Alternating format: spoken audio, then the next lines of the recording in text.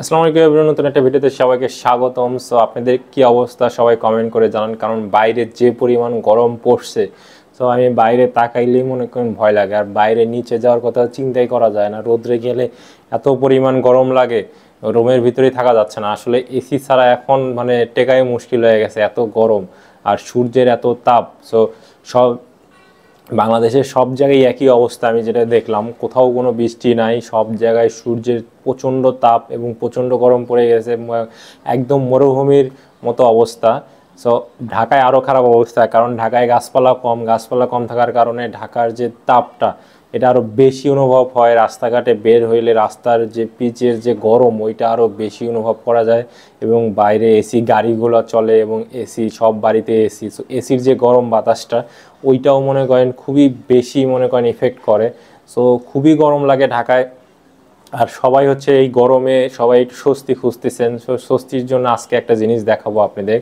So আমার হাতে দেখতেই পাচ্ছেন এটা কি, এটা হচ্ছে একটা মাটির জগ। সো এইটা আমি কি জন্য আজকে ভিডিওতে আনলাম এটা অবশ্যই জানাবো। সো আরেকটা জিনিস আছে, এটা হচ্ছে মাটির গ্লাস। সো এরকম আরও অনেক কিছু আছে আমার বাসায়, আমি কিনছি। সো আজকে আপনাদের জানাবো আসলে এই জিনিসগুলা কি কাজে ব্যবহার করব বা কি কাজ এইটার।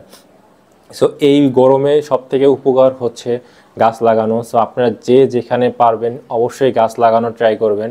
আমি আমার বারান্দায় গাছ লাগাচ্ছি, কারণ আমার হচ্ছে ঢাকায় বাসায় তো এভাবে জায়গা নাই গাছ লাগানোর। সো একমাত্র উপায় হচ্ছে বারান্দা অথবা ছাদ।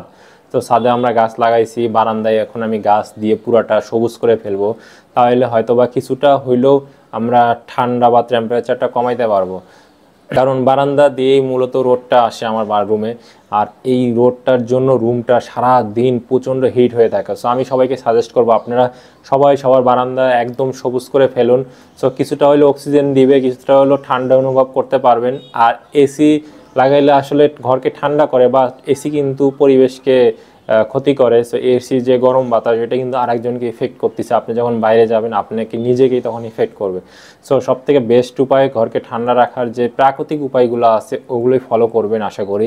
গাছ লাগাবেন এবং বেশি বেশি পানি খাবেন, বেশি বেশি গাছ লাগাবেন। আর পানি খাওয়ার যে উপায়টা আছে, অনেকে হচ্ছে গ্লাসের জগ ইউজ করেন, কাচের জগ বা প্লাস্টিকের জগ ইউজ করেন। সো রাখলে কিন্তু প্লাস্টিকে গরম হয়ে যায় এবং গরমের কারণে কিন্তু প্লাস্টিকে নানা রকম পানিতে বিভিন্ন রকমের ক্ষতিকর পদার্থ দেয় এবং ওইটা আমাদের শরীরের জন্য খুবই হার্মফুল হয়। সো আমি বলবো প্রাকৃতিক যে জিনিসগুলো আছে, যেমন এই যে জগ। সো আমি এই জগটা কিনে আনছি কালকে, কারণ এই জগে মাটির জগ, এইটা মাটির জগে আসলে পানি রাখলে পানিটা অনেক ঠান্ডা থাকে। এবং এই ঠান্ডা পানিটা আপনারা যদি ফ্রিজের পানি পান করেন তাহলে দেখবেন যে গরমের দিনে ফ্রিজের পানি পান করলে ঠান্ডা লেগে যেতে পারে। সো আপনারা অনেকেই গরমের সময় বাইরে থেকে এসে একটু ঠান্ডা পানি খোঁজেন যে ঠান্ডা পানি পান করবেন। সো গরম থেকে এসে ডিরেক্ট যদি আপনারা ফ্রিজের পানিটা পান করেন এটাতে শরীরে অনেক এফেক্ট হয়। সো এটা হচ্ছে ডাক্তাররাই বলছে এরকম ঠান্ডা পানি ফ্রিজের পানি পান না করতে, নর্মাল পানি পান করতে। সো নর্মাল পানি অনেক সময় আপনারা যখন ট্যাপের পানি বা ফিল্টারের পানি ইউজ করে খান ওইটাও কিন্তু অনেক গরম থাকে, ঠিক আছে। সো আপনার ঠান্ডা পানি কীভাবে পাবেন? সো এরকম যদি মাটির জগ ইউজ করেন, মাটির পাত্রে কিন্তু ঠান্ডা পানি, গরম পানি রাখলে বা নর্মাল পানি রাখলে কিন্তু অনেক ঠান্ডা থাকে। সো আমি এটাতে পানি রাখি সবসময়, পানি রাখার পরে এইটাতেই পানিটা ঠান্ডা হয় এবং এই পানিটা আমি পান করি।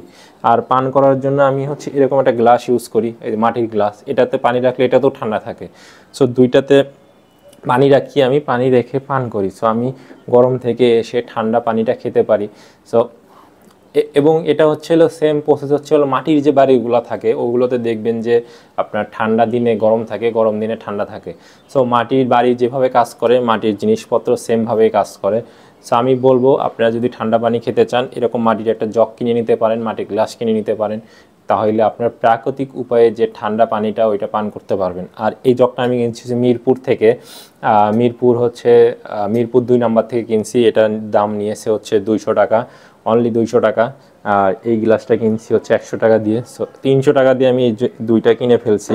সো এইটা হচ্ছিল জগ, দেখুন এরকম সুন্দর একটা ঢাকনা আছে, সুন্দর কিন্তু জগটা দেখতে।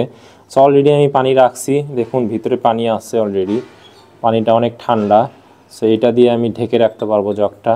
আর হচ্ছে গ্লাসটা আমি মিরপুর থেকে কিনছি, এই যে দেখুন গ্লাসটা অনেক সুন্দর, অনেক ফিনিশিংগুলো অনেক ভালো, জিনিসের ফিনিশিংগুলো ভালো। আপনারা চাইলে মিরপুর থেকে কিনতে পারেন, অনেক কম দামে কিনতে পারবেন, মিরপুরের দাম অনেক কম। সো আমি একটু পানি খেয়ে আপনাদের জানাই। পানিটা কীরকম ঠান্ডা হয়েছে। এটাও আপনারা বুঝতে পারবেন না খাওয়া পর্যন্ত। আমি খেয়ে জানাই। দেখুন দেখতে কিন্তু অনেক সুন্দর লাগে, টেবিলে রাখলে আপনাদের ভালোই লাগবে। অনেক ঠান্ডা হয়েছে পানিটা। সো আমি আসলে আপনাদের সাথে এর আগে এয়ার কুলার ফ্যানের ভিডিও শেয়ার করছিলাম। সো গরমের কারণে অনেকেই ওই ভিডিওগুলো অনেক ভিউ করতেছেন, আমি জানি গরমে আপনারা সবাই অতিষ্ঠ। এই জন্য ভাবলাম যে আপনাদের জন্য ভালো কিছু প্রাকৃতিক উপায় যাতে ঠান্ডা পানি পান করতে পারেন এরকম কিছু একটা শেয়ার করে দিই। সো আশা করি ভিডিওটি ভালো লাগছে। গরমে প্রশান্তির জন্য আশা করি এই ভিডিওটা অনেক আপনাদের উপকারে আসবে। সো ভিডিওটি ভালো লাগলে অবশ্যই চ্যানেলটি সাবস্ক্রাইব করবেন, লাইক করবেন, কমেন্ট করবেন, আর যদি কিছু জানার থাকে অবশ্যই ভিডিও কমেন্টে জানাবেন। সো আজকে ভিডিও পর্যন্ত দেখা হবে নেক্সট কোনো এক ভিডিওতে। সে অবধি সবাই ভালো থাকবেন, সুস্থ থাকবেন। আল্লাহ হাফেজ।